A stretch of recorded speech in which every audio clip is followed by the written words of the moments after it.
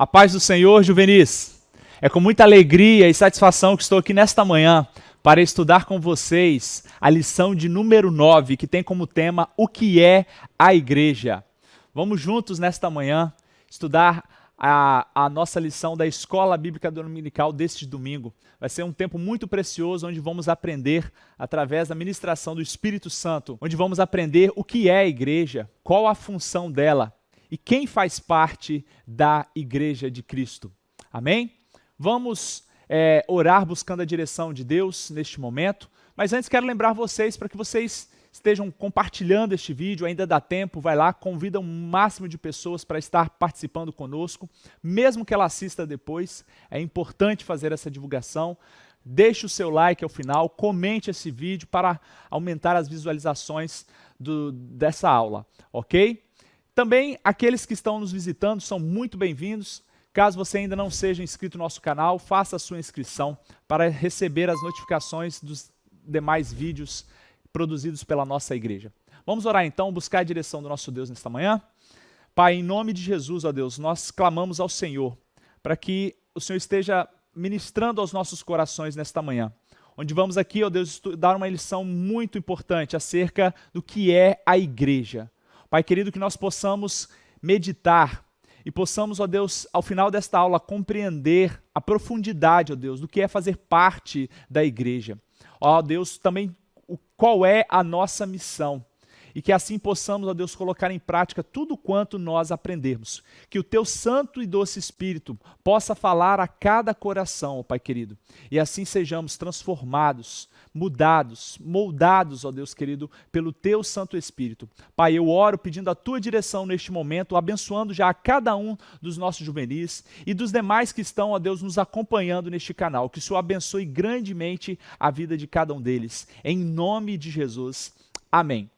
Meus amados, pegue a sua revista, pegue a sua Bíblia e vamos juntos então estudar a lição de número 9, o que é a igreja. Quero ler com vocês o texto base que está lá em Mateus 16, 18, e diz assim: Pois também eu te digo que tu és Pedro, e sobre esta pedra edificarei a minha igreja, e as portas do inferno não prevalecerão contra ela. Palavras do Senhor Jesus ao apóstolo Pedro.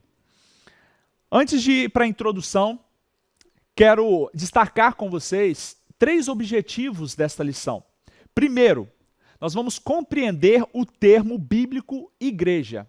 O que significa o termo bíblico igreja? Nós vamos reconhecer a igreja como sal da terra e luz do mundo, né? Essa metáfora, a igreja como sal e como luz. Vamos reconhecer a igreja como sal e luz. E terceiro, nós vamos descrever a intransferível missão da igreja.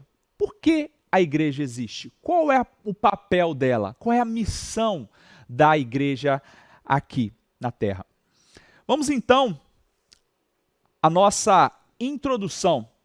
Diz assim: na lição de hoje, estudaremos a respeito da igreja, sua fundação, símbolos e missão.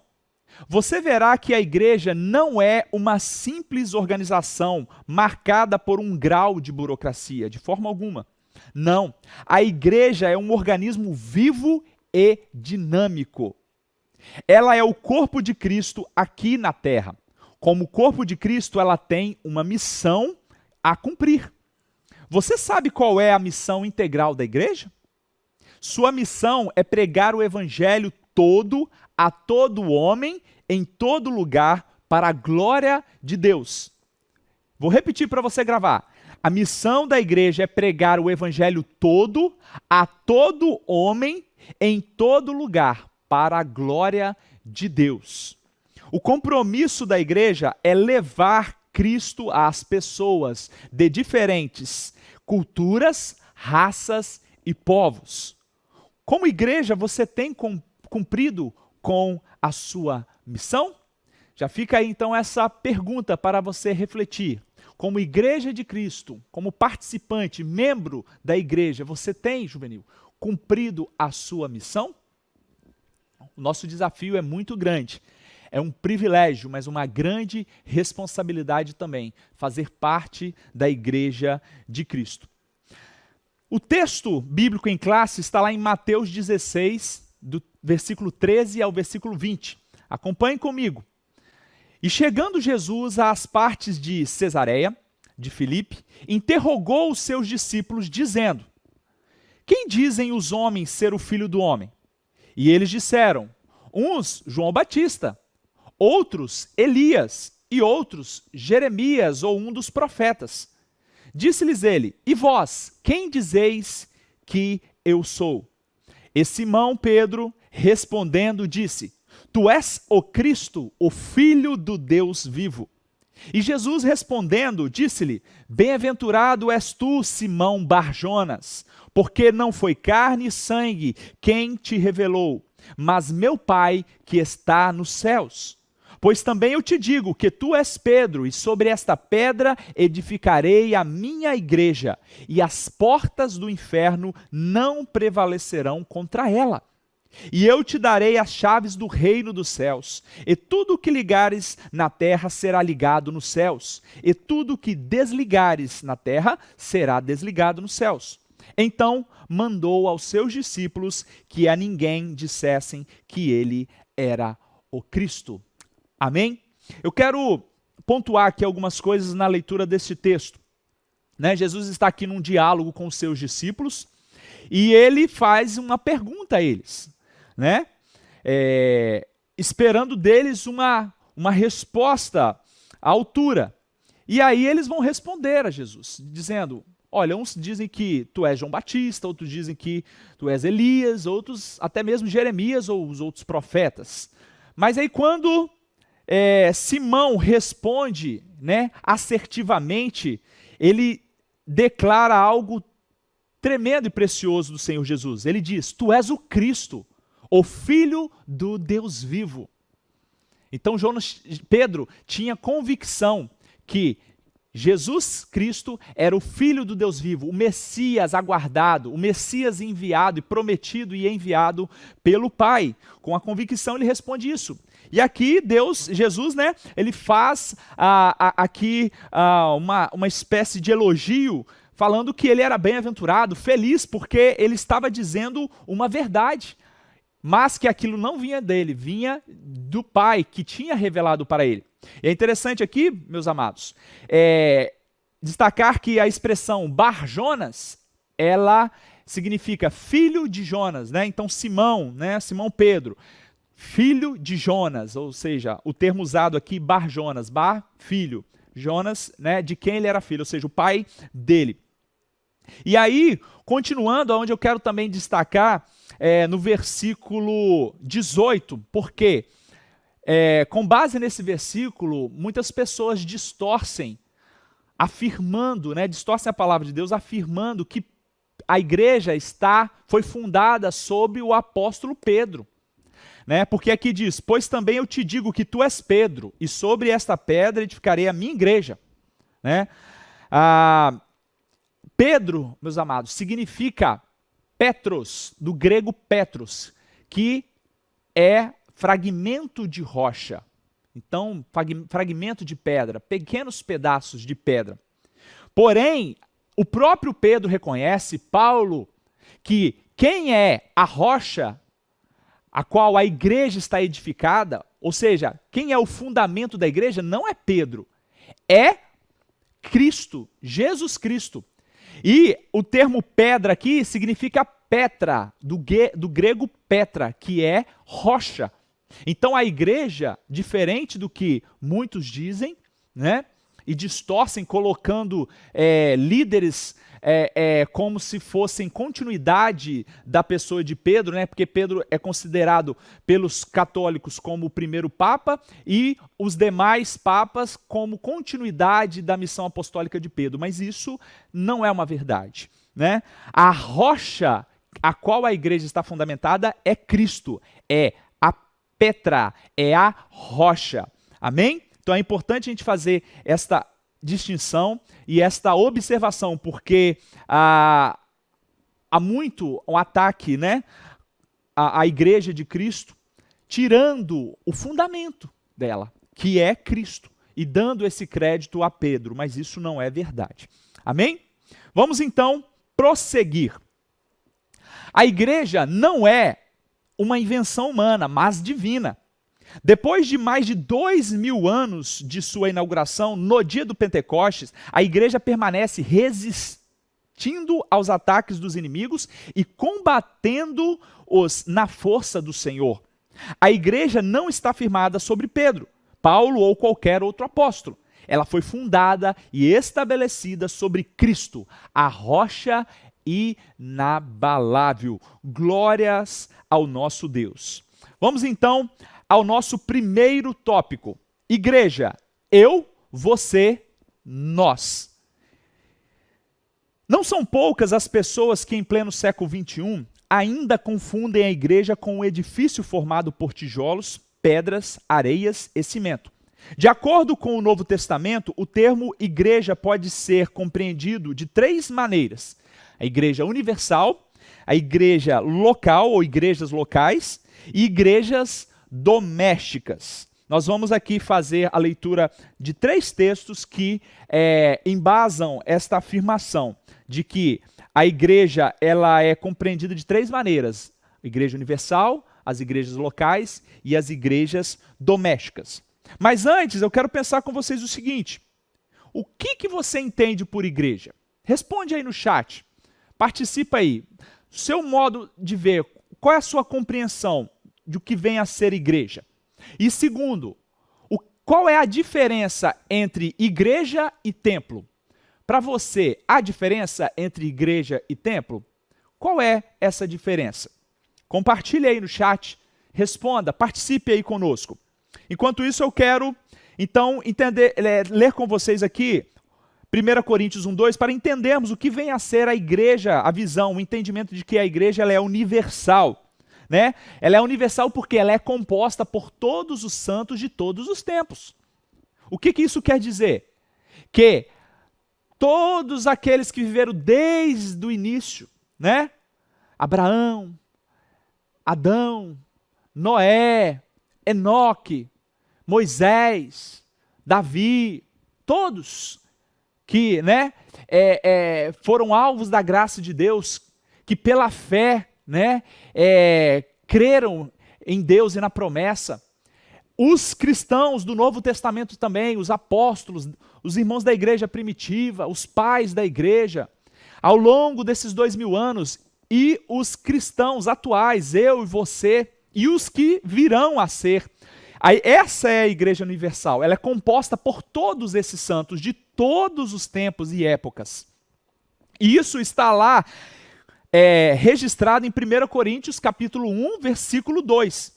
Paulo diz assim, 1 Coríntios 1, 2. A igreja de Deus que está em Corinto, a igreja, direcionado, Paulo direcionando essa carta à igreja lá de Corinto. Aos santificados em Cristo Jesus, chamados santos, com todos os que em todo lugar invocam o nome de nosso Senhor Jesus Cristo, Senhor deles e nosso. Então Paulo está aqui falando da igreja universal, ou seja, todos os santos de todos os lugares, de todas as épocas. Amém? Então a igreja tem esse caráter, ela é universal. Segundo, ela é constituída por igrejas locais, ou seja, refere-se a uma determinada igreja, a uma determinada região, a uma determinada geografia, país, cidade, continente, ok? Por exemplo, nós aqui fazemos parte de uma igreja local. Nós somos da denominação Assembleia de Deus, né? Temos uma identificação, como igreja Assembleia de Deus, marcas do Evangelho. Então somos uma igreja pentecostal, Assembleia de Deus, com um segundo nome, assim por dizer, uma identificação de marcas do Evangelho. Ok? Nós somos uma igreja local, localizada no bairro de Campo Grande, no município de Cariacica, no estado do Espírito Santo, no país chamado Brasil, no continente americano. Ok? Então, nós somos uma igreja local, uma organização, como Assembleia de Deus, como a denominação Assembleia de Deus. tá? Assim como várias outras igrejas locais em várias partes do Brasil e do mundo, ok? Então essas igrejas locais, elas representam, tá? A união ali do corpo de Cristo, ou seja, são locais identificados onde as pessoas daquela comunidade vão se reunir naquela localidade. Perfeito? Então, portanto, a igreja também ela tem um caráter local. Isso está lá em Filipenses, capítulo 1, versículo 1. Filipenses 1:1. Vamos ver o que Paulo diz aqui acerca da igreja local. Olha só. Filipenses 1:1. Paulo e Timóteo, servos de Jesus Cristo, a todos os santos em Cristo Jesus que estão em Filipos, com os bispos e diáconos. Então, Paulo e Timóteo aqui, né, aos irmãos, aos servos de Cristo que estão na localidade, no local chamado Filipos, naquela região. Ok? Então a igreja também é local. A palavra de Deus confirmando isso. E hoje nós também temos esta questão geográfica das igrejas. Né? Temos igreja aqui, temos igreja em outras cidades, em outros países, em outros continentes. Então a igreja também tem um caráter local. E terceiro, a igreja doméstica, que são pequenos grupos de remidos que se reúnem nas casas. Sabe que interessante, jovem? A maioria das igrejas, eu conheço isso por experiência, porque meu pai, enquanto pastor, fundou várias igrejas. E essas igrejas, elas começaram nas casas. A nossa igreja começou uma reunião numa casa. Depois começou a crescer, foi para um outro local maior. Depois para um outro local maior. Né? Então também as igrejas são domésticas. Tá? Isso está lá registrado em 1 Coríntios 16, 19. Vamos ver o que fala lá? 1 Coríntios, capítulo 16, versículo 19. As igrejas da Ásia vos saúdam. Saúdam-vos afetuosamente no Senhor, Áquila e Priscila, com a igreja que está em sua casa. Olha que legal. Lá no início da igreja, lá no começo, da era cristã, os irmãos se reunindo. Então, eles estavam ali como o corpo de Cristo reunido na casa, né, de Áquila e Priscila. Então a igreja também tem esse caráter doméstico, né? E como eu falei para vocês, muitas igrejas, meus amados, começaram no lar de alguém, né? Isso, já vou fazer aqui um adendo, é importante destacar que isso é completamente diferente de ser crente em casa, ok? Não tem nada a ver uma coisa com a outra. A igreja doméstica é no sentido de pessoas, como acontecia, e eu quero ler com vocês lá em Atos. Logo no início, os irmãos não tinham templos como nós temos hoje. Eles se reuniam das casas, especialmente na casa dos irmãos mais ricos, porque eles tinham casas grandes. Então eles se reuniam nessas casas. Né? Inicialmente a igreja primitiva, ela tinha um caráter doméstico, depois foi se expandindo, posteriormente construíram templos, né? E começou a se reunir em templos. Olha o que está escrito lá em Atos capítulo 2, versículo 46. E perseverando unânimes todos os dias no templo, e partindo o pão em casa, comiam juntos com alegria e singeleza de coração. O início da igreja, os irmãos reunidos, juntos, né, em casa, no templo, eles estavam concordemente perseverando em oração. Né? A igreja, nós vamos ver aqui, né, como ela foi inaugurada, ela foi fundada, tá? Ela perseverou, os irmãos reunidos juntos. E aí eu quero aplicar aqui um outro conceito, né, do termo grego que vem da palavra eclésia.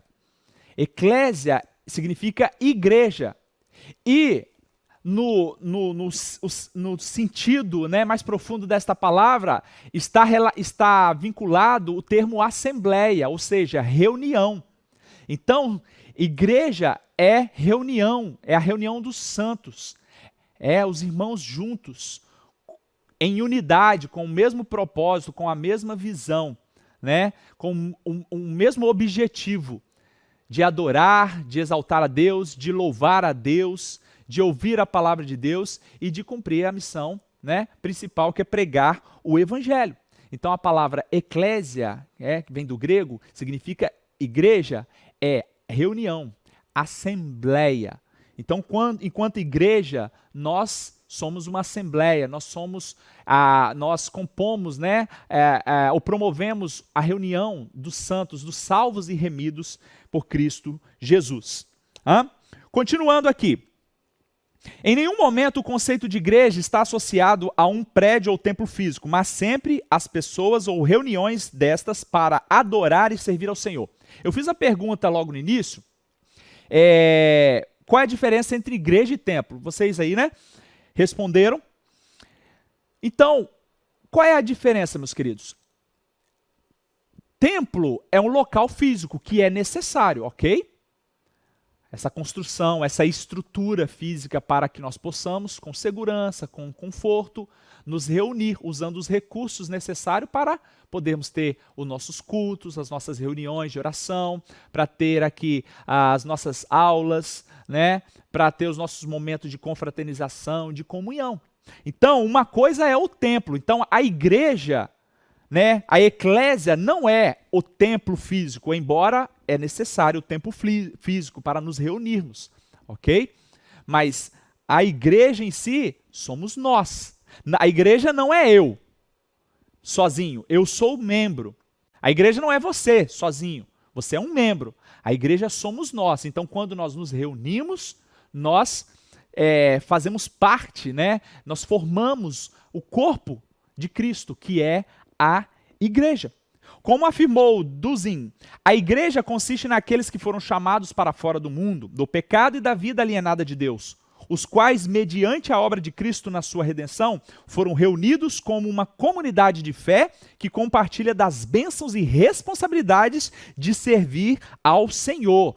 Então aqui junto, meus amados, nós estamos compartilhando das bênçãos, das promessas que Deus fez para os seus filhos, para a sua igreja, mas também das responsabilidades, ok? Nós temos privilégios, mas temos deveres também, enquanto igreja de Cristo. Embora o mundo a enxergue apenas e tão somente como uma instituição sem fins lucrativos, para Deus a igreja é um organismo vivo e dinâmico. Olha que coisa maravilhosa.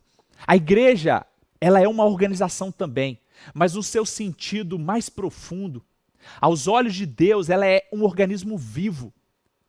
É uma união, é um grupo de pessoas com o mesmo propósito de adorar e de servir a Deus, com o propósito de ganhar e trazer mais almas para fazer parte deste corpo. Então ela não é uma simples organização como qualquer outra. Não, ela é um organismo vivo, porque prega a palavra de um Deus vivo, prega a palavra de um Cristo vivo. Nós somos igreja, a igreja de Cristo, um organismo vivo. Glória a Deus. A igreja foi fundada por quem? A igreja foi fundada por Cristo. Lá em Atos capítulo 1, Jesus vai, antes de ascender ao céu, ele vai falar ali suas últimas palavras com os discípulos e com os nossos irmãos ali.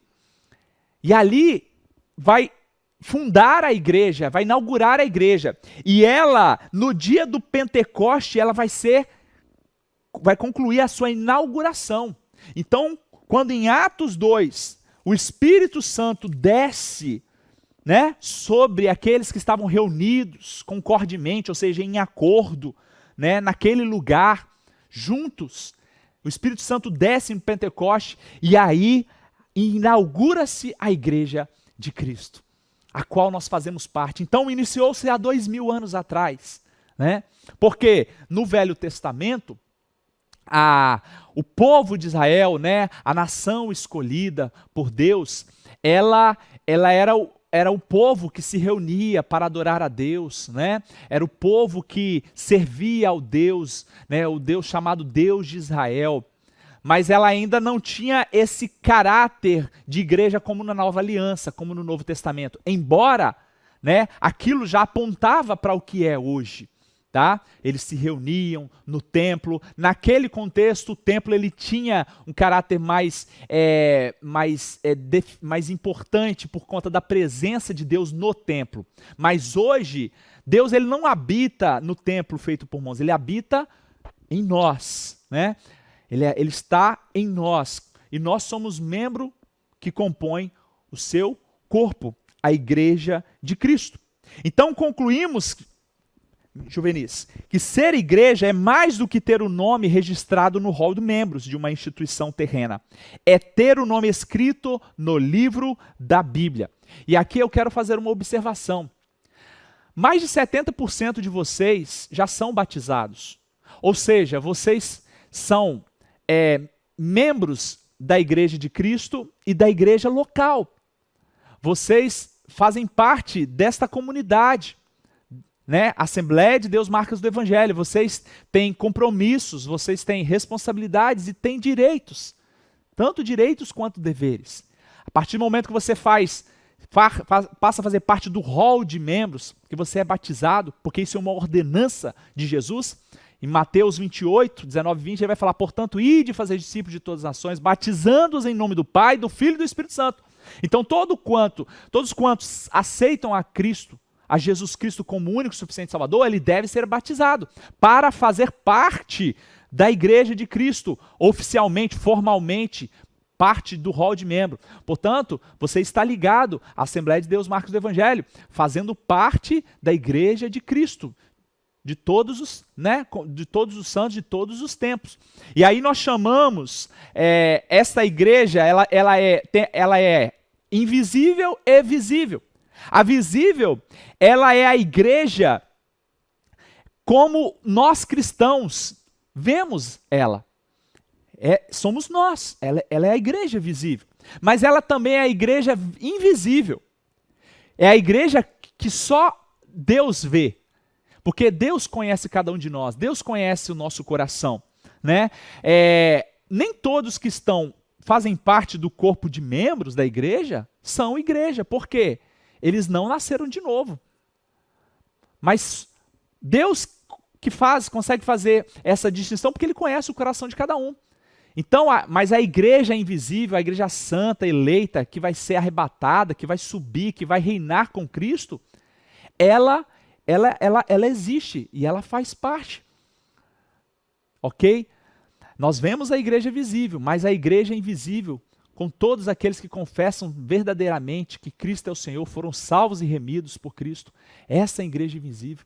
Essa igreja vai subir com Cristo no último dia. Amém? E aqui eu quero fazer uma observação. Você ainda, juvenil, que não tomou essa decisão ao lado de Cristo, é importante que você faça. E que seja nesta manhã, em nome de Jesus. Você está aqui ouvindo a palavra de Deus, você está aprendendo o Evangelho de Jesus Cristo, você está sendo ensinado, exortado, o Espírito Santo está ministrando o seu coração, você precisa tomar essa decisão. E o batizar, o decidir em se batizar, não é uma mera formalidade. Embora ela tenha um caráter simbólico, mas é uma ordenança, assim como a Santa Ceia. Batismo e Santa Ceia é uma ordenança de Jesus. Tá? Então é importante que você se decida firmemente ao lado de Cristo e se batize, fazendo assim parte do corpo de Cristo integralmente. Porque do contrário você está ainda em cima do muro. Então é importante, como os demais, que você também se batize, formalize como membro da Igreja de Cristo e, para além disso, que você viva no reino de Deus, servindo, dando o seu tempo, dando os seus talentos para a edificação deste corpo, para que o reino de Deus se expanda e para que a igreja, os irmãos, sejam também edificados pela sua vida e pelo o seu trabalho. Então eu exorto a vocês que já se batizaram. O batismo em si, ele não garante que você é salvo, mas é uma evidência de que você tomou a decisão ao lado de Cristo. Uma vez tomado, batizou, faz parte dessa igreja local e da igreja invisível, da igreja universal, mas é necessário perseverar também, ok? O batismo em si não é a garantia da sua salvação. A garantia é a fé em Jesus Cristo. Mas é necessário perseverar. E você que ainda não decidiu se batizar, faça. Tome essa decisão em nome de Jesus. E seja integralmente parte do corpo de Cristo, contribuindo e sendo edificado, recebendo todas as bênçãos que Deus tem para a sua igreja. Amém? Ser igreja é fazer parte do corpo espiritual de Cristo. Longe de ser uma comunidade de pessoas perfeitas, a igreja é uma comunidade de pecadores arrependidos, lavados e comprados pelo sangue de Jesus Cristo. Meus queridos, quero alertar vocês aqui porque vocês estão começando a caminhada de vocês. Eu já passei pela fase de vocês, pela idade de vocês. E quero lhes dizer o seguinte, dentro da igreja existe todo tipo de pessoa. A igreja invisível ela é composta só pelos lavados e remidos. Mas dentro da igreja existem lobos também. A palavra de Deus nos alerta quanto a isso. Então não olhe para o homem, olhe para Deus. Porque você vai se decepcionar com as pessoas dentro da igreja. Você vai ver coisas às vezes dentro da igreja que está em desacordo com a palavra de Deus. Mas isso não é parâmetro para você permanecer na sua fé, não. O parâmetro para você permanecer na sua fé é estar firmado na rocha que é Cristo.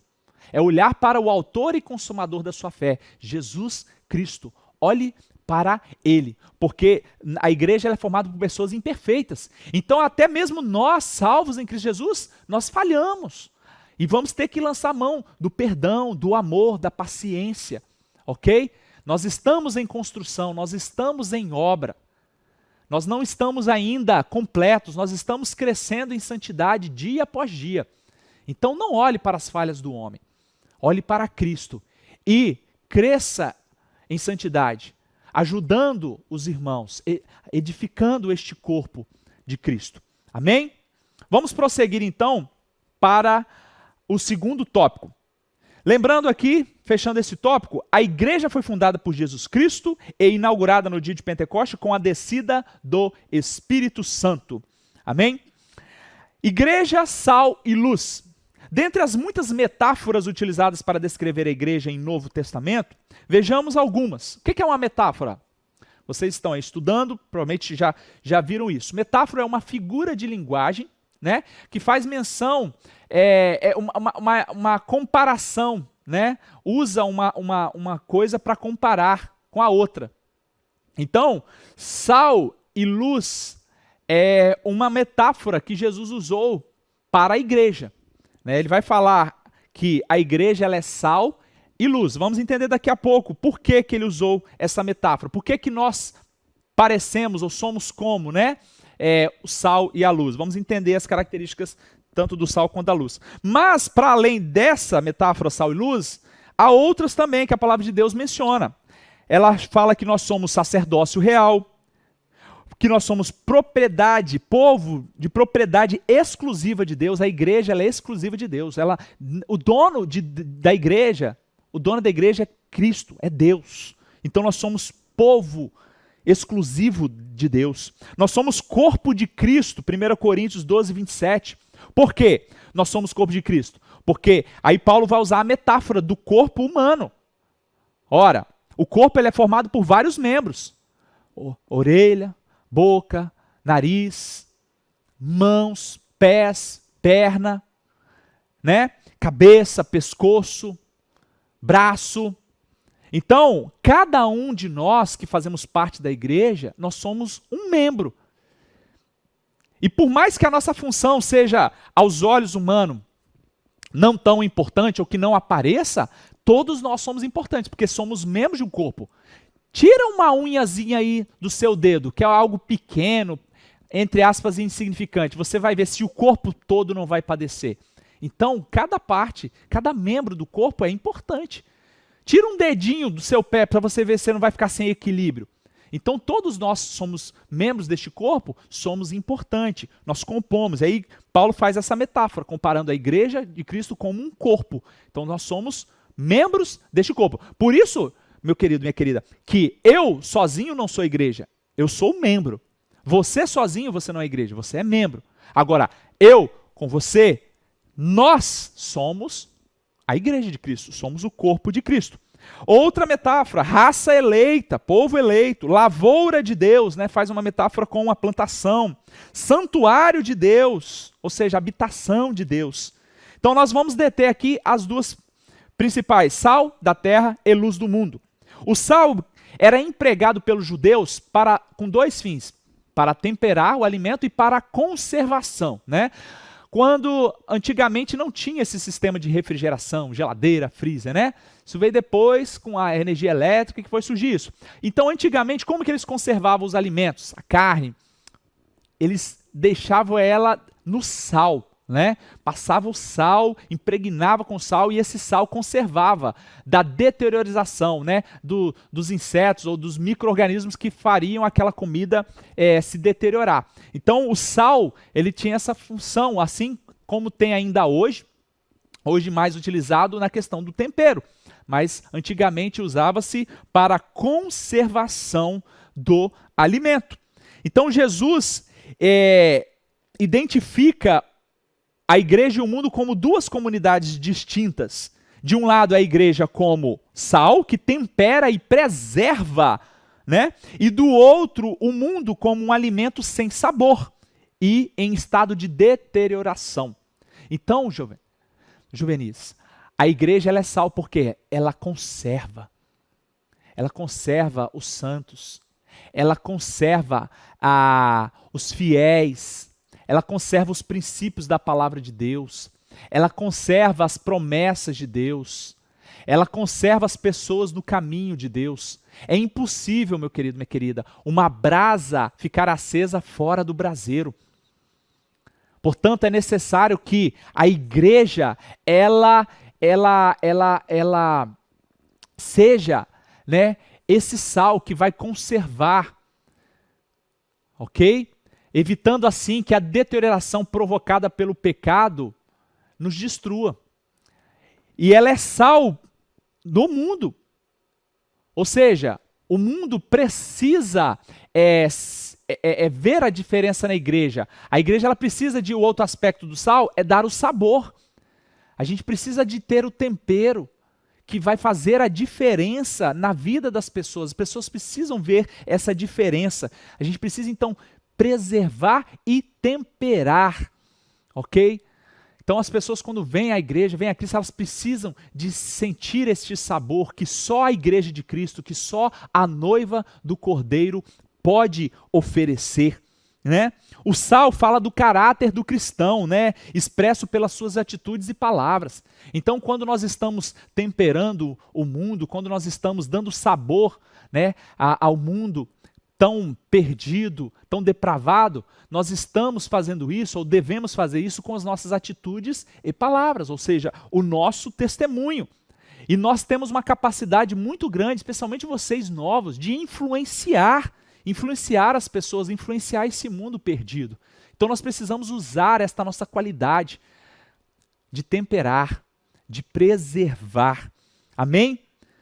Nós temos esta propriedade, né, a comparação que Jesus Cristo fez de dar sabor. Agora, se nós não fizermos o nosso papel, nós vamos ser pisados e lançados fora. Porque um sal sem sabor, um sal que não salga, ele não tem valia nenhuma. Já comeu uma comida sem tempero? Já comeu aquela comida sonsa? Geralmente a pessoa quando ela está com problema de saúde, ela não pode comer uma comida bem temperada. Então fica uma comida meio sonsa, sem sabor. O nosso paladar logo percebe. Então o mundo precisa, metaforicamente assim, nos degustar, sentir sabor através da nossa vida, do nosso testemunho. Quando eles vierem à igreja, eles verem esse povo é diferente. Nossa, eles têm um sabor diferente, eu quero isso. Ou quando eles nos vê na escola, nos vê na rua, no trabalho, eles precisam de ver. Nossa, tem algo diferente nesses irmãos e nós precisamos com essas atitudes influenciá-los. Porque do contrário, há uma sentença sobre nós que não dermos o tempero. Nós seremos lançados fora e pisados pelos homens. E a igreja, né, moderna, ela tem passado por isso, porque está se desviando do caminho de Deus. E muitos estão sendo pisados pelos homens e lançados fora. Segundo, faz uma comparação com a luz, né? Nós somos a luz do mundo, Jesus falou. É essencial à humanidade a luz, não precisa nem de falar. Quanto é importante a luz para nós? Eu estou aqui neste ambiente, se não fosse a luz, vocês não poderiam me enxergar, né? Então nós precisamos fazer a diferença enquanto luz. A luz é extremamente importante, porque a luz dissipa as trevas. Então o mundo jaz o maligno, o mundo vive nas trevas. Mas enquanto luz de Deus, luz de Cristo brilha em nós, nós estamos fazendo a diferença no mundo perdido, no mundo que está nas densas trevas. Por isso que Jesus nos comparou como a luz. Jesus distingue a igreja e o mundo novamente em duas comunidades, onde a primeira é identificada como luz e a segunda como um lugar de treva, de escuridão. Jesus conscientizava os seus discípulos acerca da responsabilidade de refletir a luz do evangelho através das suas boas obras. Então, juvenil, você e eu somos luz para brilhar. Não brilhar no sentido de status ou aparecer, não nesse sentido. Brilhar à luz de Cristo, a verdade do evangelho que vai livrar as pessoas da condenação do inferno, que vai tirar elas do abismo existencial que elas estão, que vai curar a alma delas. Nós somos a luz que deve brilhar neste mundo. Né? Eu me lembro aqui, olha só como um pouquinho de luz faz uma diferença nas trevas. Eu não sei se vocês já tiveram a oportunidade de ir na roça, no interior. Lá a noite é diferente, não é verdade? Porque lá não tem muita luz artificial, e à noite lá a gente olha para o céu, é limpo, você vê as estrelas, mas mesmo assim há uma escuridão, a noite é uma escuridão bem densa. Mas há um serzinho criado pelo nosso Deus, serzinho não, eu quis dizer serzinho no sentido que é pequeno, né? Não que não é importante. Há um inseto criado pelo nosso Deus chamado vagalume. Ele tem, a partir de um processo fantástico que Deus fez, um processo químico, ele emite uma luz meio esverdeada. Você já viu? E naquela escuridão, a gente consegue perceber ele. Você sabia que o vagalume, ele mede em média 10 milímetros, ou seja, aproximadamente 1 centímetro? Ele é muito pequenininho para ser observado. Lá na roça, se você olhar assim na escuridão e passar uma cobra, passar um porco, uma capivara, um outro animal, você não vai ver uma raposa, porque está escuro, está de noite. Agora, um vagalume até distante, quando ele passa ali, brilha, a gente vê, ali tem um vagalume, ele vai piscando. Ou seja, uma luz, um ser pequeno, mas que nas trevas, na escuridão, ele faz toda a diferença. A gente enxerga ele de longe. Assim devemos ser nós. Mesmo que você seja nas densas trevas lá da sua escola, ou do trabalho, ou até mesmo da sua casa, às vezes é só você é cristão lá, você tem que fazer diferença, tem que fazer brilhar a luz de Cristo, aquela luz que te iluminou, que te trouxe a consciência quem você é como pecador e quem Deus é como Deus santo e que salva. Devemos fazer a diferença, devemos brilhar. E é interessante que o autor faz aqui também uma outra relação, porque a luz que nós temos não é uma luz natural, ela não provém de nós. E aí ele faz uma comparação com a lua e com o sol. Nós somos a lua, e a lua ela não tem luz própria, ela não tem brilho próprio. A luz que a lua reflete é a luz do outro astro, o grande astro, Sol. Quem é esse Sol? A Bíblia até chama, né? Fala que Cristo é o sol da justiça, o sol do meio-dia, né? Então, a luz da lua, nós, comparando aqui, ela vem de uma fonte natural e inesgotável, do sol, que é Cristo. Portanto, essa luz não vem de nós, ela não é uma luz que provém de nós mesmos, mas provém de uma fonte primária, original, que é o sol, que é Cristo. Amém? Que a luz de Cristo possa brilhar em nós e refletir no mundo de densas trevas. Vamos caminhar para o nosso final. Terceiro tópico, a igreja e sua missão. A igreja e sua missão. A igreja é composta por aqueles que foram chamados para fora do mundo. Porém, isto não significa que a igreja vai deixar de cumprir sua missão no mundo. Segundo John Stott, a igreja não foi chamada nem para se excluir, nem para se assemelhar totalmente com o mundo. Não temos liberdade para nos retirarmos do mundo, nem tampouco para os confundirmos com ele. Como igreja, vivemos neste mundo, porém não pertencemos a este mundo. Olha que interessante. Enquanto igreja, nós fazemos parte deste mundo. Nós estamos neste mundo. Não tem como a gente viver aqui como se fôssemos extraterrestres. Nós fazemos parte do mundo, nós nos relacionamos com o mundo, no sentido de relações sociais, né? Com as pessoas do trabalho, da escola, da comunidade, dos vizinhos, da família. Então, não tem como a gente se excluir. Pelo contrário, nós precisamos fazer a diferença, como a gente acabou de ver, brilhando, dando sabor ao mundo. Então, nós não vamos nos assemelhar ao mundo, mas nós também não vamos nos excluir do mundo, porque senão a gente não vai cumprir a nossa missão. E qual é a nossa missão que a gente viu lá desde o início? É pregar o evangelho a toda criatura, é levar a palavra de salvação a toda criatura, é levar a luz de Cristo ao mundo que está na escuridão. Essa é a nossa missão. E como que a gente vai fazer isso se a gente não estiver aqui no mundo? Né? Agora, há uma diferença muito grande, meu querido, minha querida. Isso não quer dizer que a gente tem que estar lá, na roda dos escarnecedores, participando da balada lá. Não. Eu tenho que fazer a minha luz brilhar sem me contaminar com as coisas do mundo. A oportunidade que eu vou ter em momentos que não vai ferir a santidade de Deus, eu vou fazer a diferença. Eu vou falar de Deus, eu vou ter uma postura diferente. Amém? Então a gente não pode se assemelhar. Paulo vai dizer que nós não podemos nos conformar ao mundo, não podemos ter a forma do mundo, mas devemos transformar, né, pela renovação do nosso entendimento. Então a gente tem que fazer a diferença neste mundo, embora não podemos nos assemelhar. Infelizmente, o que tem acontecido hoje? A igreja, ela não está influenciando o mundo como deveria. Aí o mundo está entrando dentro da igreja.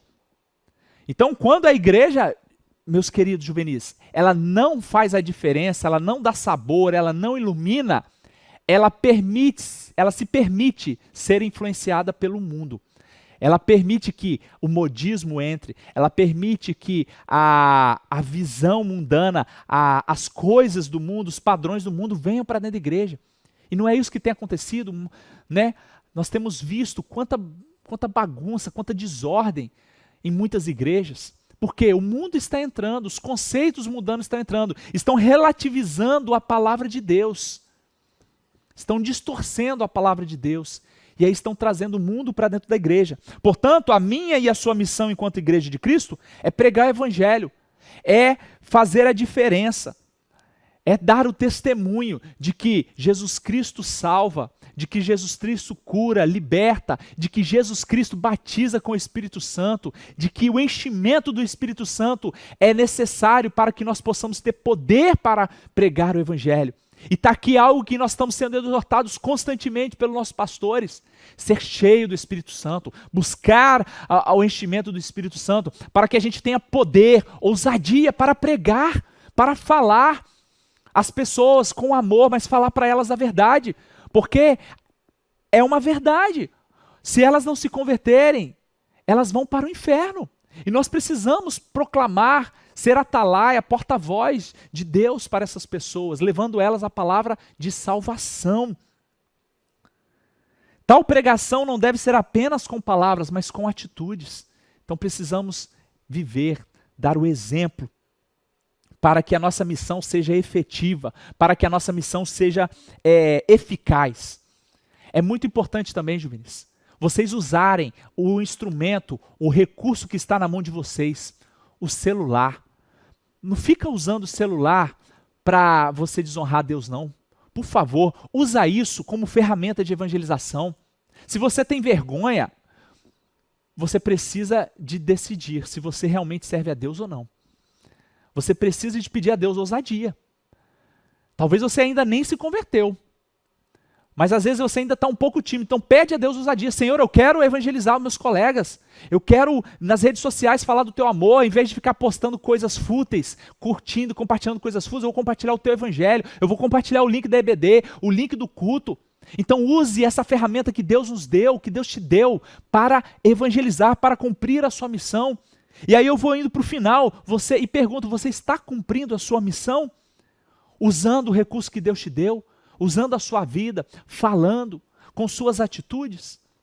É importante, meu querido, minha querida, que você gaste o seu tempo, o seu vigor, as suas habilidades que Deus te deu para glorificar a Ele, para evangelizar, para cumprir a sua missão.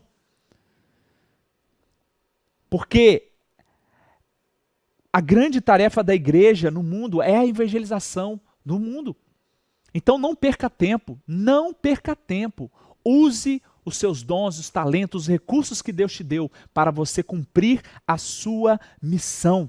E aí, para fechar esse ponto, a igreja tem, para além da evangelização, ela tem também outras funções, né? Adorar e glorificar a Deus e ajudar os necessitados. Então, enquanto igreja, enquanto corpo de Cristo, enquanto organismo vivo, enquanto igreja local, nós temos uma responsabilidade social também, de ajudar os necessitados, primeiramente os da fé, os domésticos da fé. Precisamos ajudar nossos irmãos. Também devemos evangelizar e ajudar os necessitados da nossa comunidade. Nós temos também essa função, trazê-los para a igreja, para que eles recebam o alimento da palavra de Deus e também o alimento físico, porque eles são alma, mas também são corpo. Precisam do cuidado, né? A igreja também tem essa função. A igreja também tem a missão de edificação dos seus membros através do ensino da palavra. Então, enquanto igreja aqui neste momento, estamos sendo edificados pela palavra de Deus, pelo estudo desta lição. Estamos aprendendo acerca do que Deus pensou, do que Deus idealizou e realizou para a igreja e tem realizado através da igreja. Então a igreja também tem essa missão de edificação. Então quando nós nos reunimos aqui no tempo para cultuar, estamos cumprindo o nosso papel como igreja, estamos glorificando a Deus, estamos dando testemunho para os ímpios de que nós servimos a um Deus vivo, que Ele está no meio da sua igreja, de que Jesus está no nosso meio operando milagres ainda hoje, salvando ainda hoje. Então essas são as atribuições e as funções da igreja. Como igreja de Cristo, como corpo de Cristo, nós devemos praticar a evangelização, adorar e glorificar a Deus, exaltar o nome dEle nos nossos cultos. Devemos ajudar os necessitados e edificar uns aos outros, cuidando uns dos outros, amando uns aos outros, através do ensino da palavra, através do aconselhamento, do discipulado. Amém? Caminhando para o nosso final agora, o último tópico. Um convite ao comprometimento. Preste atenção, de tudo que nós ouvimos, quero aqui chamar muita atenção de vocês. Precisamos de ter um compromisso com Deus, né? João, quando escreve as 7 igrejas da Ásia Menor, está lá registrado em Apocalipse 2 e 3, diz que Deus passeava no meio da igreja, sondando e vendo, e em cada igreja ele achou incoerências, inconsistências. E aí exortou uma por uma e convocou elas ao arrependimento. Portanto, nesta manhã, meu querido juvenil, Deus está nos chamando ao arrependimento. Assim como Ele exortou as 7 igrejas da Ásia, Ele está nos chamando ao arrependimento para fazer uma reflexão e renovar o nosso compromisso com Ele. Se você ainda não é membro deste corpo, não faz parte da igreja de Cristo, você precisa de tomar essa decisão hoje, já. E se você é e não tem cumprido com a missão a qual nós estudamos aqui, nós aprendemos com o Espírito Santo de Deus, você precisa de ser comprometido com a obra de Deus. Use o seu tempo, use a sua força, use o seu vigor que Deus te deu. Faça um compromisso com Ele. Nós estamos num tempo muito difícil, de pandemia, muitos estão desesperançosos, com medo. Tem pessoas morrendo de medo e não de Covid. Nós precisamos levar esperança a essas pessoas, precisamos convidá-las para conhecer a Deus, a Jesus Cristo, a sua palavra. Então, o Espírito Santo de Deus está nos desafiando nesta manhã para termos um compromisso enquanto igreja de Cristo.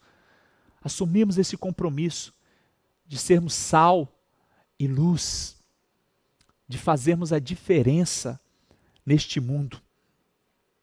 Assim nós vamos honrar a Deus, vivendo como foram os santos do passado, como foram os nossos pais da geração passada, honrando e glorificando a Deus. E aí, caminhando para o final, quero te fazer uma pergunta então. Qual é a missão da igreja? E o que você pode fazer para que a missão da igreja seja cumprida? O que você pode fazer para que a missão da igreja seja cumprida? Faça essa pergunta para você. Ore a Deus. Deus, o que eu posso fazer para que a missão da sua noiva seja cumprida? Porque a igreja é a noiva do Cordeiro. Cristo é o noivo. E ele vai vir buscar esta igreja santa, lavada e remida pelo seu sangue. Então, o que você pode fazer para cumprir a missão da igreja? Afinal de contas, o que você está fazendo pela missão da igreja? Reflita nesta manhã. O que você está fazendo pela missão da igreja? Se você não está fazendo, eu creio piamente que eu, vocês, cada um de nós, se estamos fazendo, podemos fazer ainda mais. Porque se estamos fazendo apenas o que nos foi pedido, ao final ainda somos chamados de servos inúteis, porque fizemos apenas o que nos foi pedido. Então devemos fazer mais, além, e Deus nos dá graça, nos dá poder para isso, se nós nos arrependermos, nos quebrantarmos e buscarmos a Ele. E se você ainda não está fazendo, você precisa tomar uma decisão já e passar a fazer. Se você entendeu esta palavra, mas ainda não sabe como fazer isto, venha até nós, converse conosco para tirar as suas dúvidas. Você pode fazer isso evangelizando junto com os jovens, com a juventude, com a igreja, como nós fizemos. Você pode fazer isso como nós fomos ao hospital, fazer ali, cantar louvores ao nosso Deus, ali pedindo a Deus pela vida do nosso pastor Jefferson, e ele atendeu o nosso clamor. Isso é evangelizar. Vocês não têm ideia como vidas e mais vidas foram impactadas com aquele evangelismo que nós fizemos. Nós não fizemos uma simples serenata ali, nós fizemos um culto ao ar livre. A igreja ali estava cumprindo a missão, a igreja Marcas do Evangelho saiu das quatro paredes aqui e foi ali, naquele hospital, né? Levaram uma palavra de conforto ao coração do nosso pastor e ele ouviu, ele acenou para nós. Deus ouviu o nosso clamor, nossa oração. Mas para além disso, a igreja estava ali testemunhando que Jesus Cristo vive, que nós servimos a um Deus vivo, que nós somos um organismo vivo. Vocês não têm ideia quantas pessoas naquele hospital, da direção, médicos, funcionários, pacientes e outros parentes de pacientes foram impactados. O próprio hospital divulgou a gente cantando, foi maravilhoso para nós e para o reino de Deus e para aquelas pessoas. Muitas pessoas foram consoladas, confortadas, e eu creio que para além do nosso pastor que já está em casa, para a glória de Deus, muitos foram curados também. Aleluias! Então, Juvenil, esta é a nossa missão, levar o amor de Deus, a tempo e fora de tempo, pregando a tempo e fora de tempo, em todos os lugares, em todos os momentos, aproveitando todas as oportunidades. Essa é a minha e a sua missão. Amém? Eu quero concluir, mas antes eu quero te lembrar de um momento importante que nós temos agora, que é ofertar na casa de Deus. Então, cumpra o seu voto, entregue o seu dízimo, sua oferta. Este é um momento oportuno. E você que está nos acompanhando e não faz parte aqui da nossa igreja, você tem a liberdade também para abençoar o reino, para que a gente continue propagando o Evangelho de Jesus Cristo através dessa ferramenta, deste canal e outras atividades e obras que nós fazemos aqui neste lugar. Amém? Então, oferte a Deus neste momento, consagre a Ele aquilo que Ele tem te dado e colocado no seu coração. Adore a Ele neste momento. Amém? Concluindo, a igreja não é um prédio, não é um templo, nem tampouco um rótulo denominacional. Ela é o corpo vivo de Cristo e, como tal, deve carregar em si o caráter de Cristo. Ou seja, todas aquelas qualidades que estão lá em Gálatas 5, amor, paz, longanimidade, benignidade, mansidão, temperança, fé. Porque contra essas coisas não há lei. Então nós precisamos ter o caráter de Cristo, as qualidades de Cristo. Ele é o nosso padrão, né? Nós aprendemos nos cursos da UDF que hombridade e semelhança a Cristo é a mesma coisa. Então precisamos buscar ser iguais ao nosso mestre, que é o nosso padrão. Amém? Ao final aí vocês têm aí as perguntas, 4, 5 perguntas para responder, então responda, que faz parte da revisão para ajudar vocês a memorizar e refletir no que foi aprendido nesta manhã. Glória a Deus, amados, eu estou muito feliz de ter passado esse tempo com vocês. Para mim é um prazer e uma alegria, e sempre que me for solicitado, virei com o maior prazer.